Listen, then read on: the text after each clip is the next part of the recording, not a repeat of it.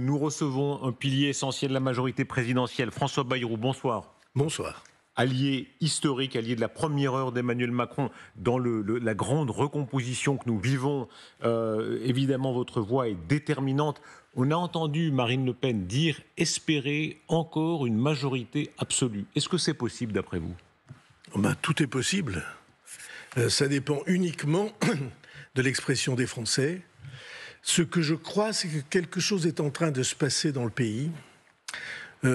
Quelque chose qui ressemble à un éveil, à une prise de conscience. Parce que tout indique, aux yeux de tous, que les solutions, en tout cas les orientations, qui sont celles du Rassemblement national, sont pour le pays gravissimes. Quel sera l'effet des désistements ? Si on entre plus dans le détail, si vous le voulez bien, François Bayrou, actuellement on est au-dessus de 220 désistements. Est-ce que ça changera réellement la donne ? Peut-être qu'on peut voir même le détail, parce que qu'est-ce que ça signifie en termes de duels, par exemple ? On voit que bien souvent, il y a des duels, on peut voir la liste entre Rassemblement national, Front populaire. Vous savez que pour beaucoup d'électeurs, ce sera un peu les duels de la mort. Que choisir ? Rassemblement national, ensemble. Est-ce que le risque, c'est celui du trompe-l'œil ? C'est-à-dire, ce sont des désistements, mais l'électeur se dira « je m'abstiens ». Électrices et électeurs sont libres, mais ce mouvement de centaines de personnes qui ne s'apprécient pas traditionnellement dans la vie politique française, qui sont réellement différentes et parfois divergentes et parfois opposées dans la vie politique française, et qui disent, et pas seulement les électeurs, mais les citoyens, qui disent là, le risque est trop grand, et qui en parlent autour d'eux, et qui se forcent ou se font une raison à dire c'est un barrage. Il y a des choses que, dans notre pays, nous ne pouvons pas accepter. Comment nommer cela, pardon ? Est-ce que vous appelez ça aujourd'hui un front républicain ? Est-ce qu'on peut dire que de LFI à vous, on peut parler d'un front républicain ? Non, d'abord, je n'aime pas le mot de front. Le mot de front signifie une agressivité systématique. Ce que je vois, c'est un ensemble, en effet républicain. Hétéroclite. Pas réunissant des gens très différents, dont certains ne peuvent absolument pas gouverner ensemble. Ne l'accepteraient pas. Ça veut dire pas de coalition possible. Le mot coalition vous rebute aussi ? Je crois vous avoir déjà expliqué à ce micro ma différence sur ce point. Coalition, ça veut dire les partis qui s'entendent entre eux.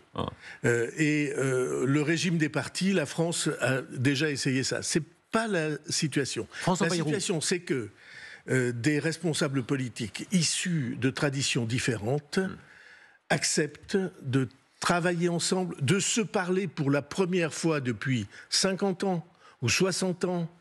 Parce que la tradition en France, elle est très simple, c'est on est pour ou on est contre. Et quand on est contre tout. Qu'importe, au fond, ce qu'on pense du sujet présenté par le gouvernement ou la majorité, on est contre. Or, cette époque du contre est en train de prendre fin. Quelle est la stratégie ? Ce matin, Gabriel Attal a précisé en quelque sorte, en tout cas, sa ligne. Il dit LFI ne peut pas avoir de majorité absolue, donc il y a une forme de logique tactique à faire barrage au RN. Est-ce que vous partagez ce point de vue ? Je pense qu'il y a deux caractéristiques possibles. La première de ces caractéristiques, c'est que on se réunit pour dire qu'on fait un barrage et qu'on n'accepte pas. Et il y a une deuxième orientation, c'est est-ce qu'on peut un jour gouverner ensemble ? Et ce qui est clair dans les propos de la France insoumise et dans les nôtres, c'est que gouverner ensemble, ça n'est pas du tout à l'ordre du jour. Mais le salut public qui consiste à dire, et c'est un mot que j'emploie naturellement en sachant ce qu'il veut dire, le salut public, l'entente de salut public, qui consiste à dire, il y a le feu à la maison, il ne faut pas que le feu continue à s'étendre. Les Français se sont exprimés largement en faveur du Front National. Est-ce qu'on leur donne la majorité absolue ? Eh bien, la réponse pour beaucoup de Français est non. Et je trouve que c'est salutaire. Ça veut dire quelque chose du tréfonds de l'âme française. François Bayrou, vous dites à l'ordre du jour. Ce n'est pas à l'ordre du jour de gouverner un jour, d'imaginer gouverner un jour avec LFI. À l'ordre du jour, est-ce que ça veut dire jamais ? Est-ce que pour vous, c'est oui ou non imaginable sur le principe ? Pardon, je finis ma question. Sur le principe, est-ce que c'est imaginable ou non de partager une fois un gouvernement avec LFI ? Non, ce n'est pas imaginable. Jamais. Ce n'est pas imaginable. Alors, il y a des personnalités, j'ai déjà eu l'occasion de le dire, je ne mets pas tout le monde dans le même sac, je vois des nuances, je vois des différences. Mais le parti pris de...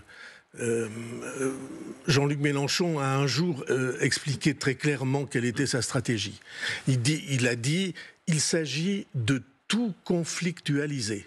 Pour passer de la révolte à la révolution, je cite ses propres mots, pour passer de la révolte à la révolution, et pour moi, la révolution, c'est quelque chose qui a dans notre histoire un sens particulier et assez souvent redoutable. Pour passer de la révolte à la révolution, il faut, a-t-il dit, je cite ses propres termes, tout conflictualiser, c'est-à-dire faire de tout sujet une guerre. Et moi, je ne veux pas que la France soit perpétuellement en guerre, les uns contre les autres, les sensibilités les unes contre les autres, et je ne veux pas de la dictature qu'une révolution représente. Et donc, je vous dis clairement, non, ce n'est pas à l'ordre du jour et ce n'est pas imaginable. En revanche, tous ceux qui sont dans cette alliance, pour moi, contre nature, et dans une alliance qui avait été annoncée comme impossible par M. Glucksmann quand il conduisait sa liste aux élections européennes il y a à peine 3 semaines. Tous ceux qui sont dans cette alliance, il y a des gens qui sont, pour moi, de vrais républicains. Je ne suis pas d'accord avec eux sur tout, et ils ne sont pas d'accord avec moi sur tout. Mais entre les gaullistes d'un côté, le centre que nous représentons, les socialistes de l'autre, les écologistes... Si on va dans le concret, s'il vous plaît, ça intéressera beaucoup de gens de se dire voilà les possibilités qui s'offrent à nous, un sens à leur vote, précisément après ces désistements.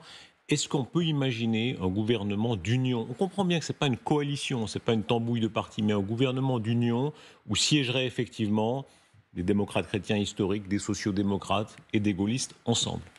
Non seulement on peut l'imaginer, mais pour moi, je le souhaite. N'est-ce pas ? C'est très clair. Il n'y a plus que 2 hypothèses devant nous.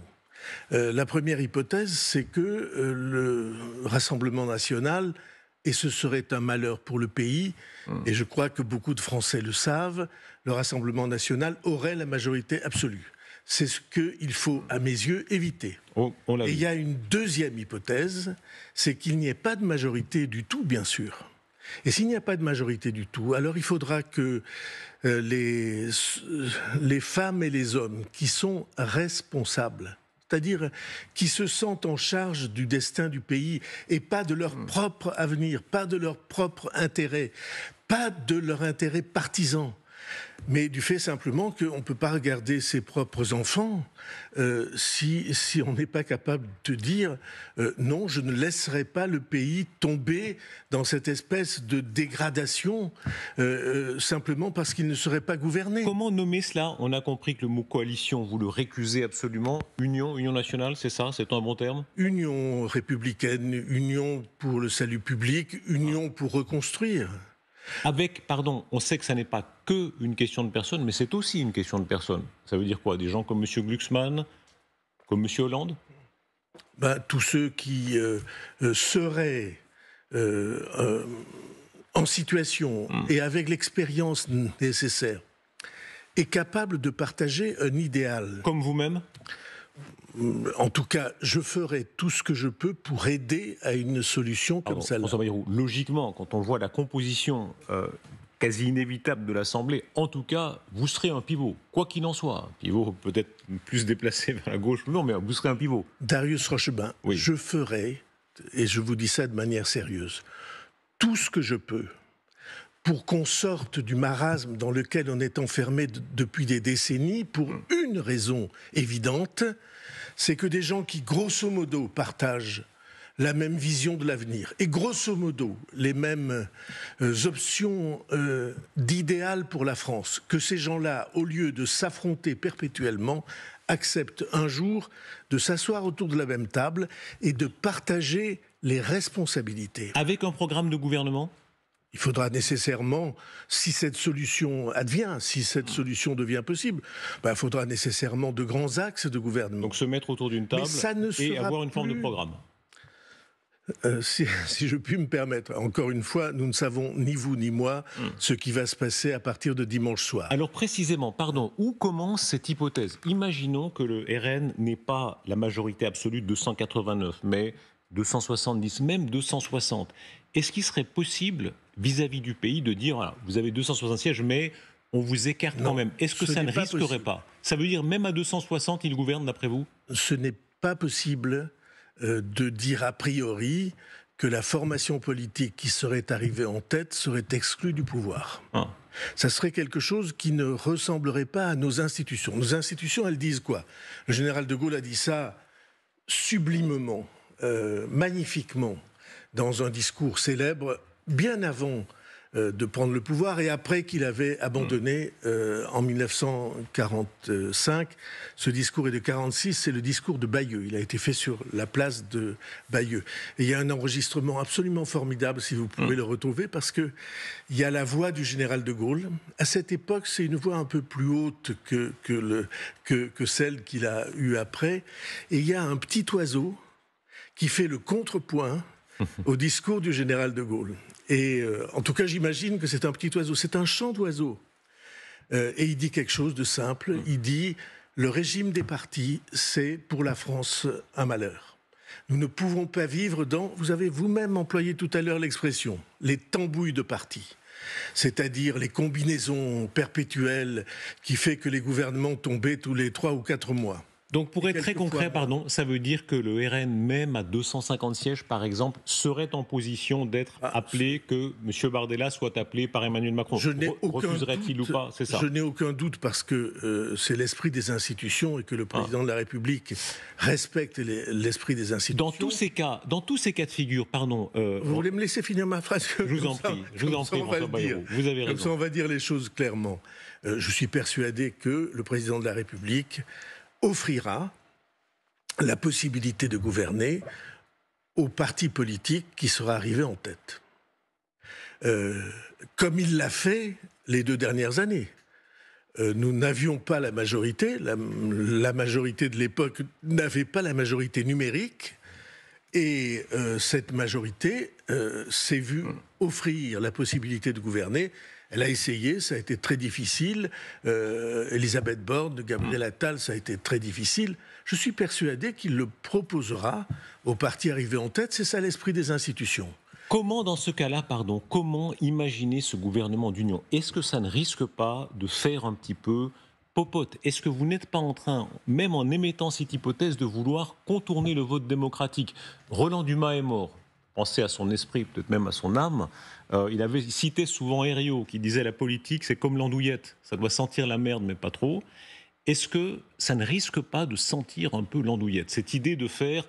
Alors, il y a un énorme RN, c'est le phénomène politique de cette élection, et on va bidouiller une espèce d'union avec des gens tellement hétéroclites. Ceci est à écarter absolument. Mais vous avez sauté dans votre raisonnement une étape. Le président de la République, j'en suis sûr, proposera au parti arrivé en tête d'exercer le pouvoir et de former le gouvernement. Et deuxième étape... Il peut refuser. Le parti arrivé en tête refuse de gouverner. Je ne sais pas si vous voyez ce que ça veut dire pour les Français que vous citez et dont vous vous faites le porte-parole. Ça veut dire que beaucoup de gens se sont mobilisés pour voter pour cette formation politique et elle dirait non, je ne veux pas et je ne peux pas. Mais pardon, c'est vous gouverner. qui sautez un peu. Il peut aussi accepter. Je vous rappelle que Oui. je crois que c'était avant-hier, Jordan Bardella, au journal de TF1, a dit, même avec une majorité pas complète, mais disons proche de la majorité absolue, on peut accepter. Je n'ai aucun doute sur ce point. Donc, Et donc ils je pense qu'il est tout à fait possible que ce parti politique, avec un contingent de sièges important, accepte de gouverner et forme un gouvernement. C'est dans la logique des choses. Ce qui n'est pas dans la logique, c'est qu'on soit arrivé en tête et qu'on dise non, je m'en lave les mains parce que ça ne me suffit pas.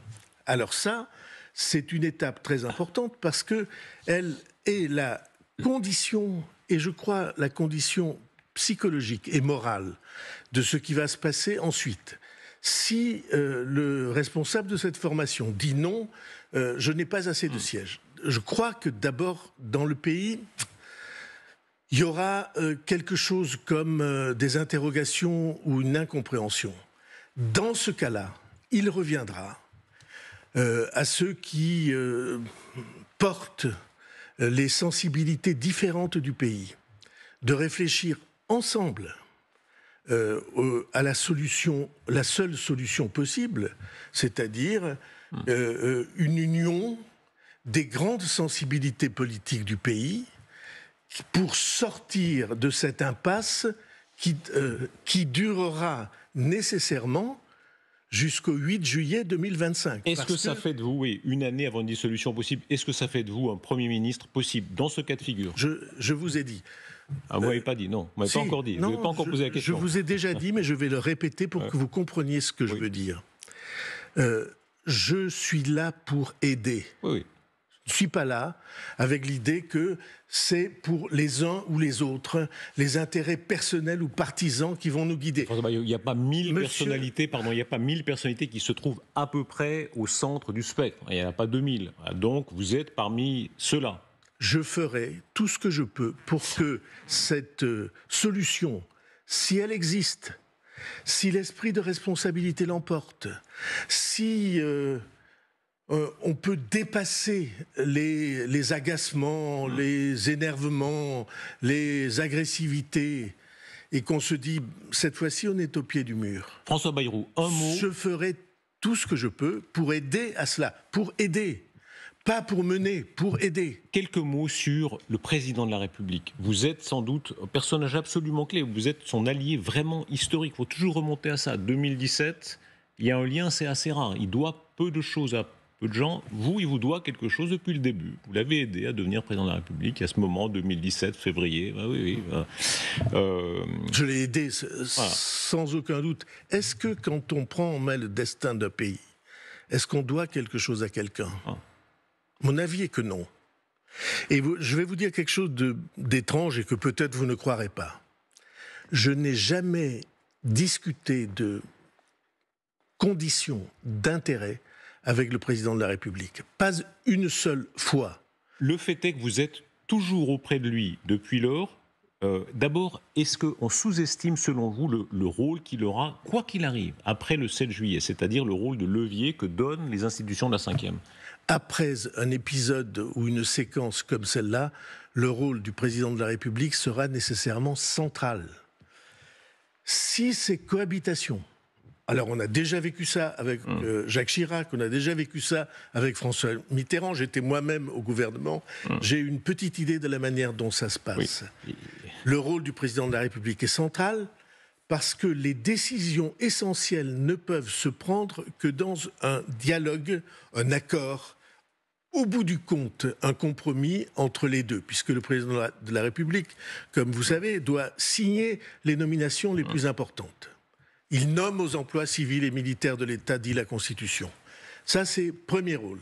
Deuxième rôle, dans le cas que je crois possible et souhaitable, où on entrerait dans cette nouvelle époque de responsabilité républicaine.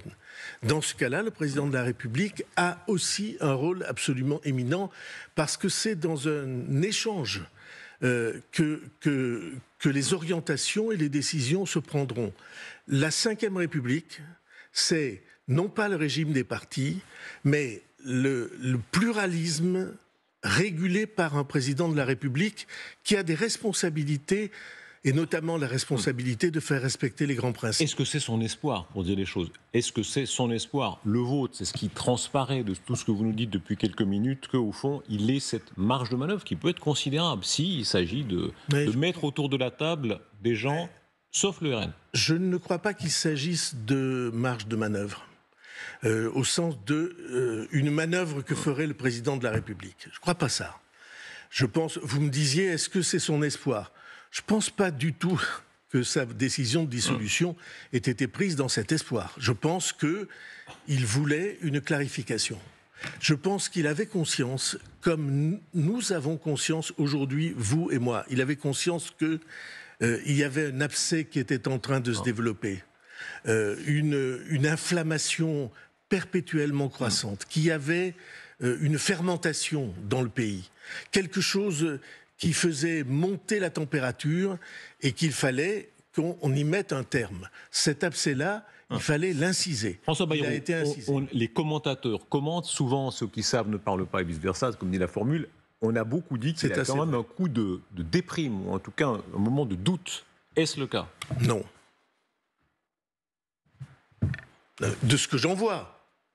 Non, je pense que... Malgré le choc du premier tour, malgré les résultats du premier tour? C'est pas la même chose. Je pense que c'est un choc. Pour lui, comme pour l'ensemble des citoyens français, je pense que c'est un choc. Et un choc plus important pour lui encore, parce qu'il l'a suscité. Je pense que c'est un choc. Je pense que c'est pour lui une occasion de remettre en question un grand nombre des repères sur lesquels avaient été construits les 7 premières années. Et c'est tant mieux, parce que vous voyez bien que c'est exactement ce que le pays voulait obtenir. Et je pense qu'il est décidé, comme c'est son devoir, de favoriser l'entrée de notre vie démocratique dans une nouvelle époque qui soit une époque non seulement de respect entre les grandes forces politiques, mais de compréhension réciproque. François Bayrou, merci beaucoup d'avoir été notre invité.